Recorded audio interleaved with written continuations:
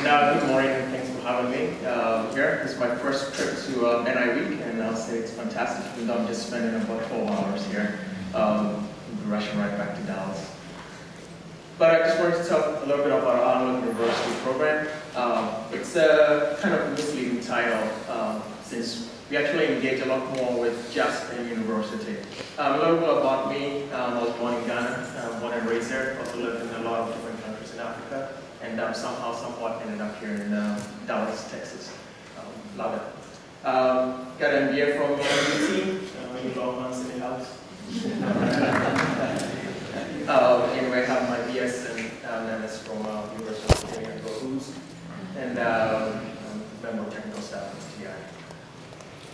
So it's a lot of preconceptions of Africa. I think a lot of times when you think of third world countries, the images that come to mind are slums, any big improvement, have a broken down car in the backyard somewhere.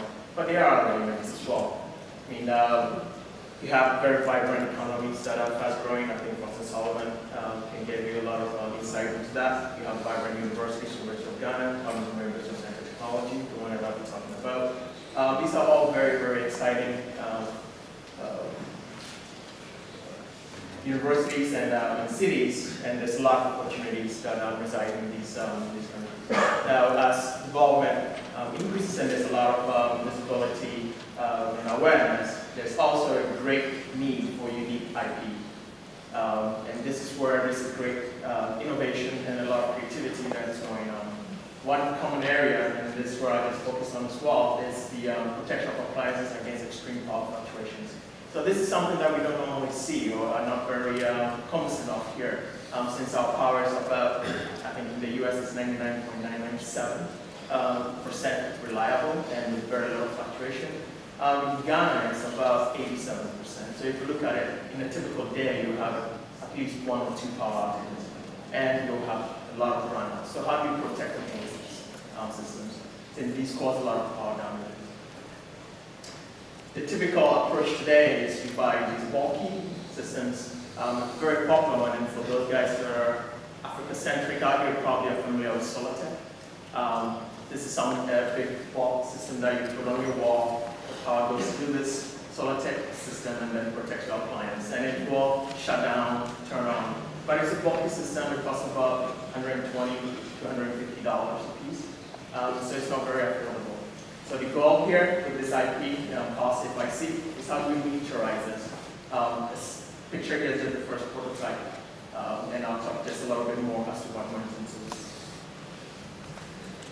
So the program is essentially a collaboration between Cadence, Texas Instruments, which drives the whole objective, putting in a Cadence design system and design lab out in Quantum Computing and Technology, and we're in partnership with Texas A&M. So this tells you that rivals can also collaborate, right? And all sponsored through with Cadence. Now, with this collaboration, we always notice that there's one thing that is missing, and I'll come to that. I guess that's what brought me here to talk to you all.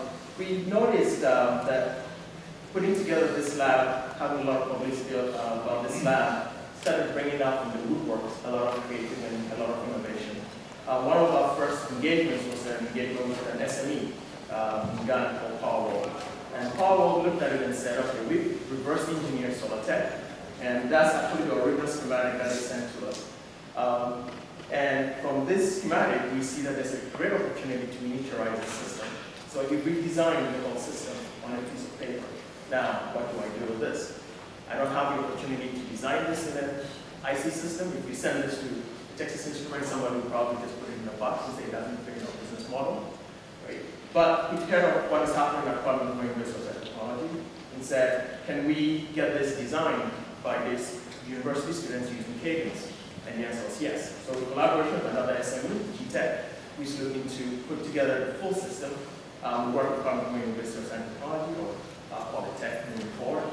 We were able to design a system or design an IC in AMI, those who are familiar, it's AMI 6, which is one of the most processes from ON Semiconductor.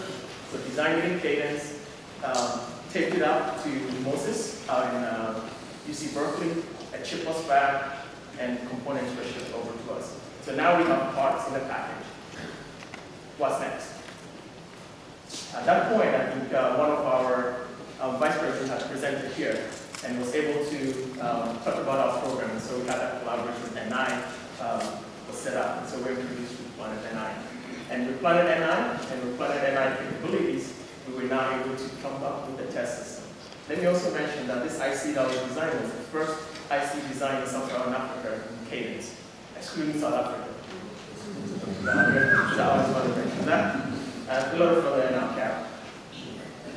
Oh, there we go. And so with PlanetNI collaboration, we were able to use the Elvis system, which was a fantastic tool.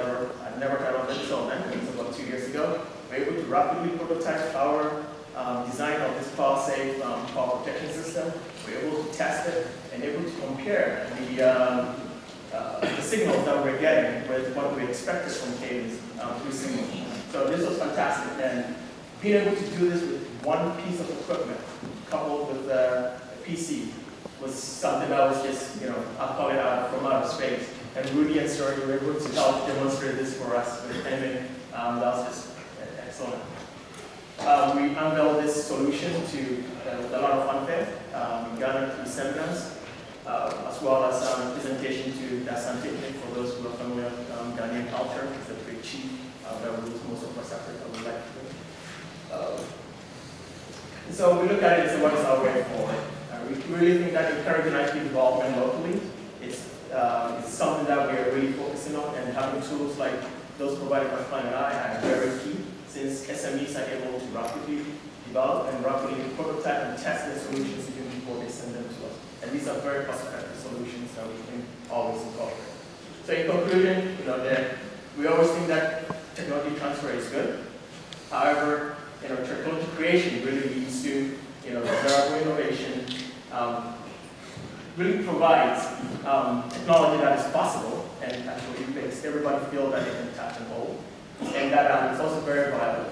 And I like to really say that at this point we really feel that NI and PlanetNI is part and parcel of our program. So when we talk about the program, TI cadence, microelectronics laboratory, a big part of it is what PlanetNI and what NI is doing in the lab as well. I'd like to quote my co-sponsor for this program, it's Tuli Dake, who's invented here today. He has a chip that he's working on. This came out yesterday. And we'd like to say that high-tech development anywhere creates high-tech opportunities everywhere. And we really, truly believe in this, both as sponsors of this program and also as success instruments. I'd like to send my acknowledgements to my crew, my NI crew out here, and